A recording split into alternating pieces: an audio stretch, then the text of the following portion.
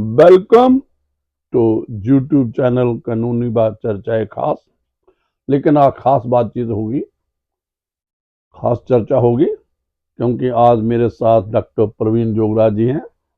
तो हमारा मुद्दा रहेगा जो रिसेंट पोस्ट में 22 और 23 को एक समिट हुआ है, और ये 20th समिट है, मीटिंग है किसकी? G20 कंट्रीज की। जो तो ये कहाँ हुआ है? ये जोहान्सबर्ग एक्सपो सेंटर में हुआ है, साउथ अफ्रीका में। तो क्या इसमें क्या डिस्कस हुआ, किसके पास इस साल किसने ये ऑर्गेनाइज किया, ये भी बात होगी। साउथ अफ्रीका ने किया, और साउथ अफ्रीका का इस वक्त कौन है वहां पे? हेड ऑफ द गवर्नमेंट आप कह सकते हो, साइरल रामापोसा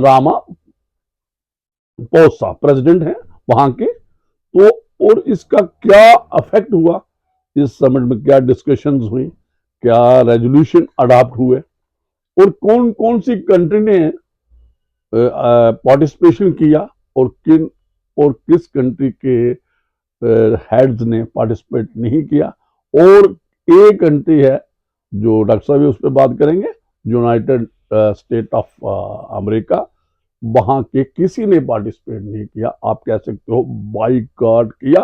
और नेक्स्ट जो प्रेसिडेंसी है उसके पास है, और जो प्रेसिडेंसी साउथ अफ्रीका तक थी वो नवंबर 2025 को इस समिट के बाद एंड हो रही है। तो मैं ज़्यादा इस पे आगे दोबारा बातचीत करेंगे हम, लेकिन मैं डॉक्टर साहब के हवाले करता हूँ। डॉक्टर साहब, मैंने जो बात की इस पे कि जो G20 पे जो बात हुई है, तो जो एक बड़ा समिट हुआ है और बहुत कंट्रीज ने इन्वॉल्व हुई है इसमें, और आप कह सकते हो वर्ल्ड का एक पूरा ग्लोबल साउथ की बात हुई है, और इंडिया की डोमिनेंस भी रही है। और इसमें काफी चीजें मल्टीपोलर होने जा रही है, चाहे इंटरनेशनल पॉलिटिक्स होगी, जहाँ अब जो हमारे जो डोमिनेंस होती थी, इकोनॉमिक डोमिनेंस है, वो भी अलग अलग बढ़ने जा रही है, और इक्वल कहते हैं कि अभी आने वाले टाइम पे इक्वलिटी होगी। और जो इकॉनमी रिलेटेड और जो इंटरनेशनल नेशनल रिलेशन होते हैं, और यूनाइटेड नेशन के बारे में भी कुछ परमानेंट मेंबर्स की निस्बत भी बात हुई। तो डॉक्टर साहब, मैंने ये बातें की, आपने ये सारी सुनी, तो इसके आगे आप बढ़ाएं, कैसे है, क्या इस पर बातचीत करें प्लीज। नमस्कार श्रोताओ, जैसे जज साहब ने कहा कि 22 और 23 नवंबर 2025 को 20th G20 summit south Africa के कैपिटल सिटी जोहान्सबर्ग में इसका आयोजन हुआ। ये एक हिस्टोरिक G20 समिट था, क्योंकि पहली बार अफ्रीकन सॉइल पे ये G20 समिट हुआ। इससे पहले कभी भी ये 20th समिट है, कभी भी अफ्रीका में ये कभी होस्ट नहीं हो पाया था। सबसे बड़ी बात थी कि इस बार G20 के सारे नेशंस ने प्रेजेंट थे एक्सेप्ट अमेरिका। इसीलिए हम ये चर्चा कर रहे हैं कि अमेरिका को छोड़ के G20 के सारे जो कंट्रीज थे उन्होंने इसमें पार्टिसिपेट किया। इसके अलावा 22 और कंट्रीज थी जिनको कि साउथ अफ्रीका ने इनवाइट किया था एज विजिटिंग गेस्ट। और मोस्टली ये वो कंट्रीज थी जो डेवलपिंग वर्ल्ड की थी, लैटिन अमेरिका की कंट्रीज, अफ्रीका की, साउथ एशिया की। और इसीलिए 42 कंट्रीज ने टोटल पार्टिसिपेशन की इसमें। और ये जो 42 कंट्रीज थी, जब हम देखें इन 42 कंट्रीज की आबादी, तो ये 75% ऑफ द वर्ल्ड पॉपुलेशन के जो लीडर्स थे उनकी पार्टिसिपेशन हुई इसमें। इसका मतलब कितनी इंपॉर्टेंट मीटिंग थी। और 2/3 ऑफ द जीडीपी वर्ल्ड की वो इन कंट्रीज के पास है। इसमें रशिया, चाइना भी इंक्लूड होते हैं, यूरोपियन यूनियन में इंक्लूड होता है। और इसके अलावा 2/3 of the world trade, 2/3 of the world trade भी यहाँ था। इसलिए ये समिट बगैर अमेरिका के भी ये बहुत कामयाब रहा। और कनाडा के प्राइम मिनिस्टर ने यहां तक कह दिया कि भाई अमेरिका के बगैर भी दुनिया चलेगी, आगे भी चलेगी, और उनके बगैर भी होगा ये काम। तो ये बहुत बड़ा सेटबैक रहा अमेरिका को।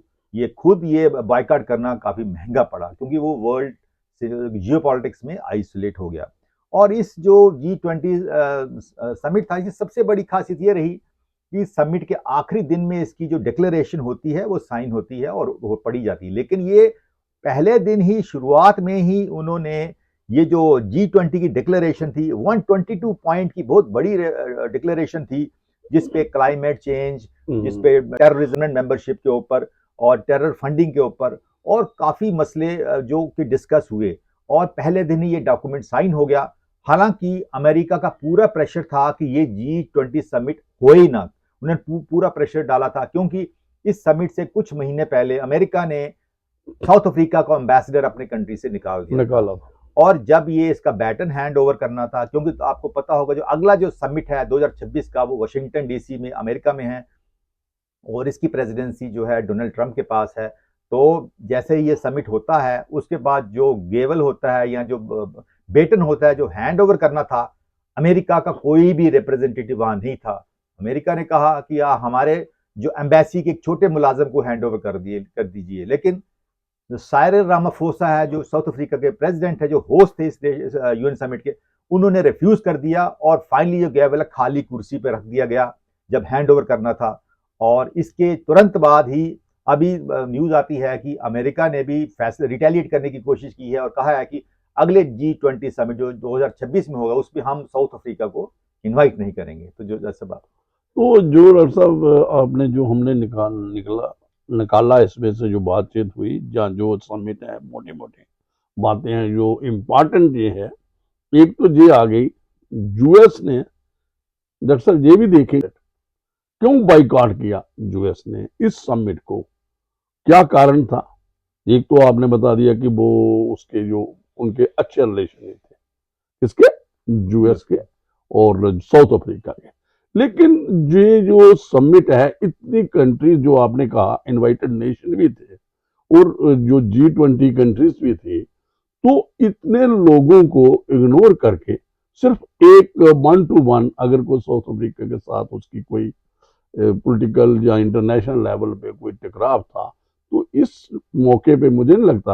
और जहां तक और जो बैतान की बात की, उनकी सीट पे रखा गया और ये कहा गया कि send somebody for collecting this बैतान, तो वो कोई भी भेजो आप, तो हमारे फॉरेन मिनिस्टर के पास पड़ा हुआ है, आप ले जा सकते हो।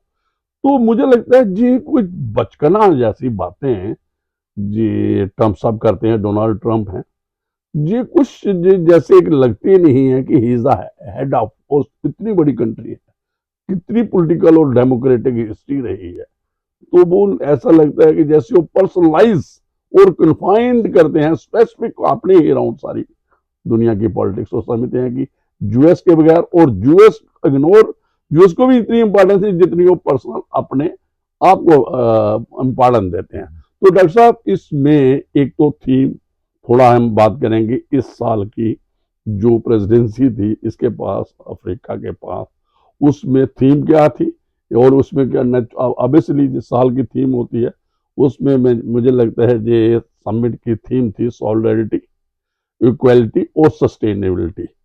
और मतलब ये जो कि कैसे हम सस्टेनेबल डेवलपमेंट कर सकते हैं, और सॉलिडरिटी जो फ्रेटर्निटी, आपस में एक भाईचारा, एक ही बात है, और एक दूसरे को इक्वल ट्रीटमेंट देनी है। तो ये भी बात हुई। तो एजेंडा क्या था, ये भी एक बात है कि इसमें एजेंडा क्या क्या मेन जो एक था डिजास्टर रिसाइलेंस का, और डेट सस्टेनेबिलिटी की, और एनर्जी ट्रांजिशन फाइनेंस और क्रिटिकल मिनरल्स पे ज्यादा बात हुई। तो डॉक्टर साहब आगे आप ये बताओ, फूड सिक्योरिटी की भी है, आर्टिफिशियल इंटेलिजेंस भी है, इकोनॉमिक ग्रोथ है, इंडस्ट्रियलाइजेशन है, एम्प्लॉयमेंट है, रिड्यूसिंग इनइक्वालिटी है। तो आप देखिए यूएस एक किनारे हो गया, अब 2026 में हम देखेंगे क्या होता है। तो ये जो हेड दो कंट्रीज के नहीं आए हैं, बिग इकोनॉमी है, पुतिन जो अपने ये जो रशिया के प्रेसिडेंट हैं, और दूसरे जो जिनपिंग चाइना के प्रेसिडेंट है, इनको आप कैसे लेते हो, इनकी नॉन पार्टिसिपेशन। श्रोताओं, जैसे जज साहब ने कहा कि सबसे बड़ी जो रीजन अमेरिका ने दी कि हम लोगों ने ये बाइकआउट किया है, वो था कि साउथ अमेरिका में किसी जमाने में वो रेशियल डिस्क्रिमिनेशन हुआ करती थी, बहुत ज्यादा, जिसके बारे में नेल्सन मंडेला ने ये सारी बंद कर दी, उनको नोबेल प्राइज भी मिला। लेकिन उनकी एलिगेशन है कि जब अब जो ब्लैक्स हैं वो जो है जो गोरे हैं उनको उनके साथ काफी दुर्व्यवहार कर रहे हैं, और वाइट्स के जो फार्मर्स हैं उनकी एलिज किलिंग्स भी हो रही हैं, उनके जो बगीचे हैं बगान हैं वो लूटे जा रहे हैं साउथ अफ्रीका के लोग, मतलब वाइट लोगों के ये एलिगेशन ये है एलिगेशन डोनाल्ड का, ट्रंप हाँ, का। एट्रोसिटीज की जा रही हैं ब्लैक्स के, क्योंकि जो साइरल रामाफोसा वो भी साउथ अफ्रीकन ब्लैक कम्युनिटी से आते हैं, तो उनके राज में ऐसा हो रहा है कि जो जिनका किसी जमाने में राज हुआ करता था, बेसिकली वहां पर वो डच की कॉलोनीज हुआ करती थी, डच लोग थे जो साउथ अमेरिका में, साउथ अफ्रीका में। तो ये बड़ा रीजन बताया गया कि हम लोग इसलिए हम यहाँ बाइकआउट नहीं करेंगे, और हालांकि सारी कंट्रीज ने पार्टिसिपेट किया, लेकिन दो जो वर्ल्ड सुपर पावर्स थी, चाइना और रशिया, इनिशियली जब उन्होंने बाइकआउट घोषित किया तो पुतिन साहब खुद भी नहीं आए, उन्होंने अपने रिप्रेजेंटेटिव को भेज दिया, उनके जो जूनियर थे, सिमिलरली शी जिनपिंग में भेज दिया।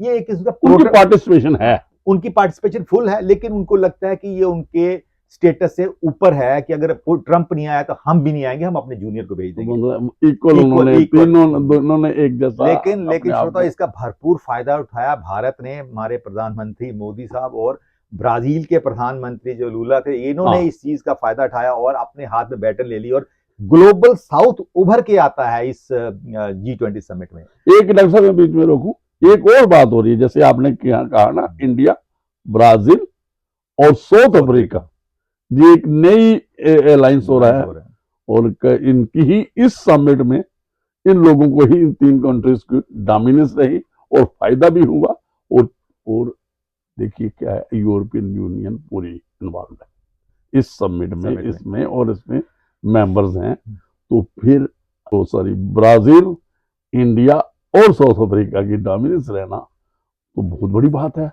तो आप क्या देखते हो, आप कन्फाइन करो अपने इंडिया का, जैसे आपने कहा कि हमारे प्राइम मिनिस्टर वहाँ पे काफ़ी एजेंडा जो था उन्होंने डिस्कस हुआ और रेजोल्यूशन अडॉप्ट किया, और पार्टिसिपेशन में भी डोमिनेंस थी इंडिया की। तो बताइए India, how India got benefited out of this summit?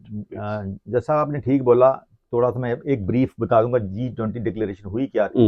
Basically ये पहली बार हिस्ट्री में हो रहा है कि यूएन की कोई अमेरिका की कोई इनपुट नहीं है, जो डिक्लेरेशन का डॉक्यूमेंट था, ये 122 पॉइंट्स का बहुत बड़ा डिक्लेरेशन था, जिसमें अमेरिका की इनपुट के बगैर पहले दिन ही ये डिक्लेरेशन साइन हो जाती है, और पहले दिन, और इससे बड़ा प्रेशर पड़ रहा है वाशिंगटन के ऊपर, और इस पे वो मसले भी हल हो गए, वो भी जो कि अगर अमेरिका होता तो वीटो कर दिए जाते, जैसे क्लाइमेट फाइनेंस के ऊपर अमेरिका हर बार वीटो कर देता है, और इसके बाद डिजास्टर मैनेजमेंट और कुछ और इश्यूज थे जो कि थर्ड वर्ल्ड के रिलेटेड थे, अफ्रीकन नेशन, उनको काफी फायदा हुआ, और हो सकता अमेरिका होता ये बात वो अपने डिक्लेरेशन में निकाल लेते, तो इनफैक्ट फायदा ही हुआ। जैसे मैंने आपको बताया कनाडा के प्राइम मिनिस्टर ने जो स्टेटमेंट दी थी, तो टॉपिक्स हमने ऑलरेडी बता दिया था, तो सबसे बड़ा तो क्लाइमेट फाइनेंस था, डिजास्टर मैनेजमेंट था, फूड सिक्योरिटी था, इसमें इंडिया का, लैटिन अमेरिका और साउथ अमेरिका कॉन्टिनेंट को एक रिप्रेजेंटेशन यूएन में परमानेंट मेंबरशिप के बारे में काफी चर्चा हुई, डिटेल में चर्चा हुई,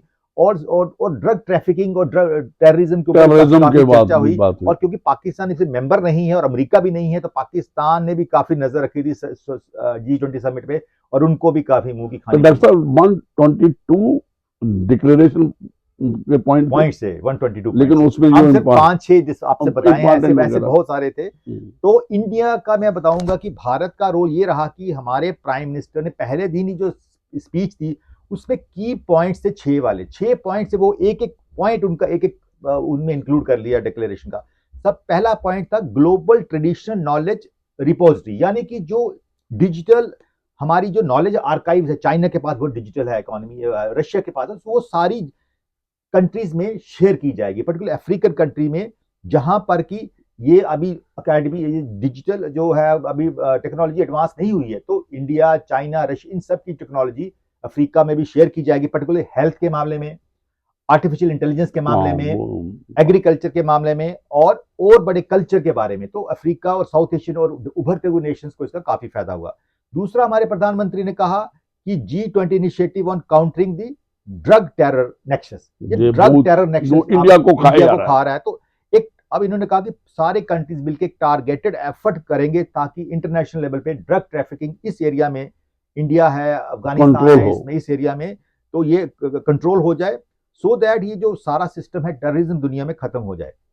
उस अनदर पॉइंट जो कि डिस्कस हुआ वो था G20 अफ्रीका स्किल्स मल्टीप्लायर। इसका मतलब था कि 1 बिलियन अफ्रीका के सर्टिफाइड अमेरिकन यूथ को आइडेंटिफाई करके उनको एक ट्रेनिंग दी जाएगी स्किल मैनेजमेंट की by G20 experts. G20 experts में इंडिया के यूरोपियन कंट्रीज भी होती यूरोपियन कंट्रीज हैं, चाइना है, है, रशिया है, यूएस भी है। हाँ, यूएस भी है, यूएस भी है। इसके बाद जो अगला था global health care response team. तो हमारी एक प्रपोजल था जिसको कि माना गया, यानी कि एक मेडिकल एक्सपर्ट्स की इमरजेंसी टीम बनाई जाए जो कि G20 नेशंस की हो, और जिसमें जब कभी कोई पैंडेमिक हो जाए, जैसे कोविड का हुआ, कहीं डिजास्टर हो जाए, हेल्थ क्राइसिस हो जाए, वो जो डॉक्टर्स हैं वो उनकी टीम में मिलके एक दूसरे कंट्रीज को हेल्प करेंगे, एक कंबाइंड टीम। उसके बाद एक सैटेलाइट डाटा पार्टनरशिप के ऊपर भी काफी चर्चा हुई, ये भी एक एजेंडा एक्सेप्ट कर लिया गया, यानी कि data sharing, open satellite data sharing, क्योंकि आपको पता है अफ्रीकन कंट्री के पास अपने सैटेलाइट नहीं है। इसमें से 3 ही कंट्रीज हैं, India, China, Russia.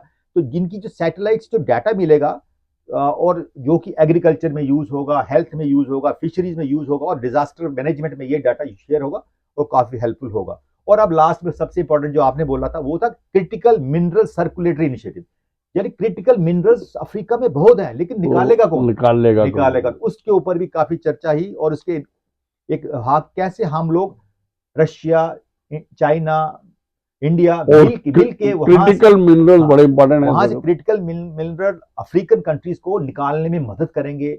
Urban mining के ऊपर स्ट्रेस होगा, और जो रॉ एक्सट्रैक्शन कहाँ वहां से करते थे अब उसको पूरा प्यूरिफाई करके एक्सट्रैक्शन किए जाएंगे रियल मिनरल्स। और ये हमारे प्राइम मिनिस्टर ने अल्टीमेटली कंक्लूड किया कि इस जो समिट में India Africa solidarity beyond level चली गई है, और पहली बार हुआ कि अफ्रीकन नेशंस को भी इसमें काफी एफर्ट पार्टिसिपेशन का मौका मिला। तो डॉक्टर साहब ऐसा लगता है कि जैसे ये दुनिया जो है ये एक्सपैंड हो रही है, डोमिनेंस भी जो कुछ लोगों की थी, जो सो कॉल्ड आप कह सकते हो, वो खत्म होने वाली है। चाहे वो आप इंटरनेशनल रिलेशन में है, जियो पॉलिटिक्स में है, जहाँ जो अपना जो मेन है इकॉनमी, जो टैरिफ लगाते थे कि भाई इतने गुना लगा लिए, लेकिन अब लगता है जैसे एक अभी इस वक्त समझा जाता है कि चाइना जो है, जो छोटे चिप्स हैं, माइक्रो चिप्स हैं, जिससे सारे जो ईवी हमारी जो इलेक्ट्रॉनिक व्हीकल्स हैं, जहाँ जो लैपटॉप वगैरह जो भी इलेक्ट्रॉनिक गैजेट्स हैं उसमें इस्तेमाल होता है, और माइक्रो चिप्स इनकी बहुत है। और ये क्रिटिकल मिनरल्स अगर साउथ अफ्रीका, ये यूरोपियन कंट्री जॉइंट एफर्ट करके ये एक और हमारा एक वहां पे प्यूरिफाई, जो आपने कहा वहां पे ही प्यूरिफाई हो, और बहुत दुनिया में एक क्रांति आ सकती है, और हम रिन्यूएबल एनर्जी की तरफ जा सकते हैं। जो हमारी ट्रेडिशनल कन्वेंशनल एनर्जीज है उनका यूज हम कम कर सकते हैं, और जो रिन्यूएबल एनर्जी है, जैसे जो आगे भी हम इन्वॉल्व हो रहे हैं, सोलर एनर्जी है, ये जो हमारे ये विंड एनर्जी है, और जो अगर इस किस्म की हमारे पास आगे इलेक्ट्रॉनिक जो गैजेट्स हमारे पास आ गए, तो मुझे लगता है कि ये दुनिया ही चेंज हो जाएगा। और जो हम डिपेंडेंसी हमारी थी ऑयल पे, और कहाँ कहाँ से ऑयल लेते, और पूरी दुनिया में एक वक्त और आज भी ऑयल के लिए ही सारी लड़ाई है। तो अगर ये क्रिटिकल मिनरल्स, और जैसे चाइना इस वक्त डोमिनेंस कर रहा है, लीड कर रहा है, और ताइवान में भी ये मतलब, और टेक्नोलॉजी वहाँ पे भी है, और इसमें यूएस भी है, कंपनी यूएस की भी इन्वॉल्व है। लेकिन अगर हमें रॉ मटेरियल वो वहाँ पे ही प्यूरिफाई, साउथ अफ्रीका में ही हो, और एक जॉइंट वेंचर से यूरोपियन यूनियन इन्वॉल्व हो, इंडिया इन्वॉल्व हो, और वहाँ पे अगर वैसा हो जाए तो काफ़ी एक जो वर्ल्ड है वो इस जो ऑयल का एक बार होती थी दुनिया में, तो वो डोमिनेंस थी, और उस पर ही इकानमी पूरी दुनिया की चलती थी, वो मुझे लगता है काफ़ी हद तक कम होगी। तो डॉक्टर साहब अभी एक, चलो पहले आप अपनी बात रखो, फिर मैं एक आपको एक और क्वेश्चन। श्रोताओं, जैसे आपको बताऊं कि इसका अल्टीमेटली यूएस के बाइकआउट से क्या असर हुआ। Please. Basically western bike influence कम हो गया, हुआ ये कि वैक्यूम क्रिएट हो गया, जो कि आज तक होता था। अमेरिका की जो प्रेजेंस थी, वो जो वैक्यूम था, 130 कंट्रीज जो हैं अंडर डेवलपिंग कंट्रीज है, उनका एक लीडर इंडिया उभर के आया है एज एज ग्लोबल साउथ का। तो ग्लोबल साउथ एक टर्म यूज होकर आई है, ये काफी पावरफुल हो गई है ग्लोबल साउथ। तो यूएस अलाइज हैं जो जितने थे, जैसे यूरोपियन यूनियन था, जापान, उन्होंने काफी अप्रीहेंशन जाहिर की। उन्होंने अमेरिका को बोला भी आपकी वजह से इन कंट्रियों को उठने का मौका मिल गया, पर्टिकुलर रशिया को, चाइना को और इंडिया को। अब ये लीडर बन चुके हैं। और साउथ अफ्रीका लगाओ, ब्राजील लगा लो।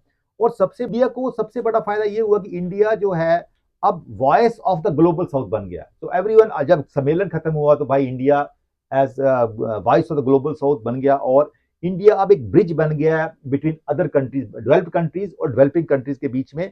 सोच सीधा अब 2025 में लगा जैसे इंडिया में ही सम्मेलन हो रहा है। तो जो हुआ है ये साउथ अफ्रीका वाला, सबसे ज्यादा जो कंसर्न है, जो एक तो यूएस का है, यूएस का जो पिछलग है, जिसको हम पिछलग बोलते हैं, पाकिस्तान है, इसने भी पार्टिसिपेशन नहीं किया। तो इससे आप क्या देखते हो कि यूएस और पाकिस्तान की इस इतना बड़ा इवेंट है, इतनी बड़ी है, और यूरोपियन यूनियन है, दूसरा है, हर एक कंट्री इन्वॉल्व है, तो पाकिस्तान का इसमें इन्वॉल्व नहीं होना, आप क्या देखते हो कि क्या जियोपॉलिटिक्स, क्योंकि we are concern with our neighbours also, तो इसमें आप क्या देखते हो? श्रोताओं, जैसे जब साहब ने बताया कि पाकिस्तान ने नहीं किया, देखिए G20 में पाकिस्तान एग्री, लेकिन सबसे बड़ी बात थी कि साउथ अफ्रीका ने 22 कंट्रीज को इनविटेशन दिया, और जानबूझ के उन्हीं कंट्रीज को इनविटेशन दिया जिनके भारत के साथ अच्छे ताल्लुकात हैं। बिल्कुल। हम जैसे उन्होंने कतर को भी दिया, को है, नॉर्वे है, नाइजीरिया है, मलेशिया को दिया, आयरलैंड, इथियोपिया, जो छोटी छोटी कंट्रीज को दिया, इजिप्ट के मुस्लिम कंट्रीज को, अल्जीरिया को दिया, कतर को दिया, इथियोपिया है, इजिप्ट है। पाकिस्तान को नहीं दिया गया इनविटेशन। यानी कि ये जो पर्टिकुलर, क्योंकि इस पे इसीलिए टेररिज्म के ऊपर और ड्रग ट्रैफिकिंग के ऊपर काफी चर्चा हुई, तो क्योंकि पाकिस्तान की इन्वॉल्वमेंट के ऊपर भी काफी चर्चा हुई, और किसी ने भी विरोध नहीं, इवन चाइना ने विरोध नहीं किया, कुछ विरोध किया। तो श्रोता, आपको थोड़ा सा बताऊं कि G20 ग्रुप है क्या। बेसिकली 1975 में G7 नेशंस बने थे, स्टार्ट हुआ था। उसका मकसद था दुनिया में जो फाइनेंशियल जो क्राइसिस आते हैं उसको कैसे हैंडल किया जाए। तो 1997 और 1998 में एशिया में बहुत बड़ा एक फाइनेंशियल क्राइसिस, एशियन कंट्रीज काफी डूब गए, और इसीलिए इसके साथ ही 99 में बर्थ ऑफ G20 होता है। 1999 में G20 20 नेशंस, जैसे मैंने आपको बताया, वो इंक्लूड हुए वर्ल्ड में। फिर ये 2008 के बाद ये तैयार किया गया, नवंबर 2008 में पहला G20 समिट जो वाशिंगटन डीसी में हुआ। ताकि आपको बताऊं कंट्रीज में कौन कौन सी कंट्रीज हैं। साउथ अमेरिका में अर्जेंटीना है, मैक्सिको है, ब्राजील है, इसके अलावा कनाडा है, यूरोप में पूरा यूरोपियन यूनियन है, उसके अलावा फ्रांस और जर्मनी भी है, चाइना है, रशिया है, इंडिया के अलावा इटली है, जापान है, और सऊदी अरेबिया एक इंपॉर्टेंट कंट्री है, और साउथ कोरिया भी इंपॉर्टेंट कंट्री है। इसके अलावा यूनाइटेड किंगडम और टर्की भी है, तुर्की भी इसका एक मेंबर है G20 का। सो ये 20 नेशंस थे, और तुर्की ने कुछ भी नहीं बोल सका। इसने एक मुद्दा उठाने की कोशिश की जो पाकिस्तान के बारे में, लेकिन उसको बिठा दिया गया इस G20 समिट में। और G20 सम्मेलन ये काफी एक मील का पत्थर साबित हुआ है, और इससे जो सेटबैक जो अमेरिका को ही लगा है, और अमेरिका आइसोलेट हो गया है, और उसकी दुनिया में दबदबा कम हो गया है, और ग्लोबल साउथ उभर के आया है, और China, Russia, India, Brazil, south Africa जो है, ये अब हमें आंखें दिखाने लगे हैं, क्योंकि ये तकरीबन ये सारी कंट्रीज ब्रिक्स में भी हैं। तो ब्रिक्स में फिर डी-डॉलराइजेशन, अमेरिकन करेंसी को, तो ओवरऑल सेटबैक है ये सारा अमेरिका को। तो आप रक्षा भाई, एक तो आपने कहा कि ये जो एक अगर यूएस की पार्टिसिपेशन होती तो ऑब्वियसली इतने बड़ा कंट्री है, और जो उसने तो टोटल बाइकआउट किया, जो दूसरी दो कंट्रियों का नहीं आना, तो एक मौका मिल गया है मुझे कहता है 3 कंट्रीज को, एक साउथ अफ्रीका, ब्राजील और इंडिया को। इसमें अपनी एक यूरोपियन यूनियन भी है, लेकिन छोटे छोटे देश हैं, उनका इतना नहीं है। हमारा एक जो पॉपुलेशन एक मैटर करती है, और जो हमारी इकॉनमी जो डेवलपिंग इकॉनमी है अपनी बात करें।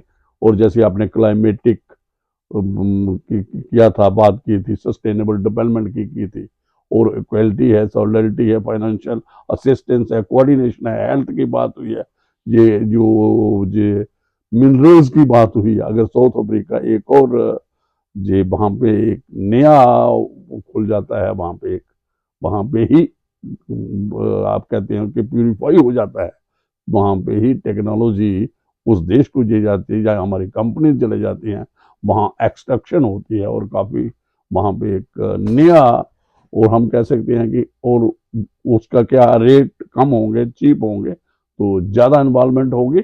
है कि हमें ज़्यादा चर्चा पाकिस्तान की भी नहीं करनी चाहिए, क्योंकि वो कहीं स्टैंड ही नहीं करता है। और एक और बात आपने देखा, वहां पर तो इंटरनल पॉलिटिक्स जो है वो तो अंदर की इतनी लड़ाई हो चुकी है कि अभी तक इमरान खान का पता ही नहीं है कहाँ जेल में, उसको मिलने नहीं दे रहा उसकी सिस्टर और लोग, सारा जो लोग हैं। और कल कोई कह रहा था कि कुछ जो पॉलिटिकल डेमोक्रेटिक जो पार्टीज के लोग देश छोड़ के जा रहे हैं, उनको सर्टेनिटी नहीं है। आर्मी और जो हमारी अदलिया है, और पीछे आपने कहा, हमने उस पर भी बात की थी, जो अमेंडमेंट लाई है जिसमें लाइफ लॉन्ग इम्यूनिटी दी गई है वो कुछ लोगों को, जैसे जो फील्ड मार्शल बना दिया उसको लाइफ लॉन्ग, इससे भी काफी वहां पे हालात मुश्किल में हैं। और जो इस वक्त अफगानिस्तान जो उभर रहा है तालिबान की गवर्नमेंट में, और एक नई बात आई है कि वहां पे मेट्रो ट्रेन का भी चलना, वहां पे भी इंफ्रास्ट्रक्चर वो भी तैयार कर रहे हैं। और उनका ज्यादा जो चाबहार जो पोर्ट है उस पर अपनी जो ज्यादा वो अपना ट्रेड करेंगे, क्योंकि अफगानिस्तान लैंडलॉक, और अपनी डिपेंडेंसी टोटली खत्म कर रहे हैं ट्रेड की, जो रूट्स थे जो पाकिस्तान से होते हुए जाते थे। तो एक ये भी वर्ल्ड एक सिनेरियो है हमने जो डिस्कस किया। तो डॉक्टर साहब श्रोता, अब हम क्लोज करते हुए आज के टॉपिक को मैं थोड़ा थीम के बारे में बताऊंगा। इस साल का थीम था सॉलिडेरिटी, इक्वालिटी, सस्टेनेबिलिटी। तो पहला वर्ड है सॉलिडेरिटी। सॉलिडेरिटी का मतलब है कि कॉपरेशन अक्रॉस डाइवर्स इकोनॉमीज। तो डेफिनेटली 42 कंट्रीज थी, इनकी इनफ कॉपरेशन रही है, और किसी भी मुद्दे पे एकजुट होकर सब लोगों ने 122 एजेंडा डिक्लेरेशन को साइन किया। दूसरा पॉइंट है इक्वालिटी। तो यहां पर इक्वालिटी का मतलब है कि promoting fair opportunities between and with in countries, यानी कि इस बार छोटी छोटी कंट्रीज को भी, जैसे सियरा लियोन है, मौका देना, कतर है, नॉर्वे है, इनको भी मौका मिला अपनी बातें कहने का, और अपने काफी पॉइंट्स इन्होंने मनवाए हैं 122 पॉइंट डिक्लेरेशन में। तो ये भी इक्वालिटी काफी पहली बार चर्चा में आई G20 सम्मेलन में। और तीसरी सस्टेनेबिलिटी। सस्टेनेबिलिटी का मतलब है कि लॉन्ग टर्म डेवलपमेंट, जिससे कि फ्यूचर जनरेशन जो है अफेक्ट ना हो। तो ये जो हमने 122 पॉइंट इस पर डिक्लेरेशन। तो डॉक्टर साहब बहुत अच्छा जो आपने सारी बात आज की G20 के बारे में जो समिट हुआ, तो मैं जिस आपकी ही बात को, जो थीम था सॉलिडरिटी की बात हुई, तो सॉलिडरिटी है कि इक्वल जो आप, और उसके साथ इक्वलिटी भी है, और सस्टेनेबिलिटी भी है। तो सस्टेनेबिलिटी सॉलिडरिटी है कि जो सारी कंट्री जो है जो इन्वॉल्व हो रही हैं, चाहे इनविटेशन पे हैं इस समिट में, जहाँ मेंबर कंट्रीज हैं, इनमें एक सॉलिडरिटी अपनापन लगे, और ये एक अच्छी सोच लेंगे, और अच्छा दुनिया को एक, अभी तो ग्लोबल जो विलेज बन चुका है जो पूरी दुनिया, तो उसमें इक्वलिटी की बात हुई, छोटे नेशन भी इक्वल जो डेवलपमेंट की ओर बढ़े, चाहे वो इकॉनमी की है, जो हेल्थ रिलेटेड इश्यूज हैं, या कुछ भी है, और जो सस्टेनेबिलिटी है कि आने वाली जनरेशन के लिए भी हम कुछ छोड़ जाएं। वो तब हो सकता है जब जो हमारी जो ये रिसोर्सेज बचे रहे, जो, और हम इस किस्म की जो सोर्सेज इस्तेमाल करें जो अपनी डेवलपमेंट के लिए, और बैलेंस स्टॉक करें, डेवलपमेंट भी हो और जो हमारे सोर्सेज हैं ये भी बचे रहे, और खासकर क्लाइमेट, और ये क्लाइमेट बची रहेगी तो हम इंसान बचेगा, तो कंट्री बचेगी, दुनिया बचेगी। तो ये हमारे नोटिस में आई, आपने कहा कि इससे बात करेंगे क्योंकि ये बड़ा इम्पोर्टेंट टॉपिक और बहुत बड़ी बात, और ये एक समिट हुआ, तो इस पर हमने बातचीत की। मुझे लगता है ये आज के लिए काफ़ी है, हमें दीजिए इजाज़त। Thank you very much.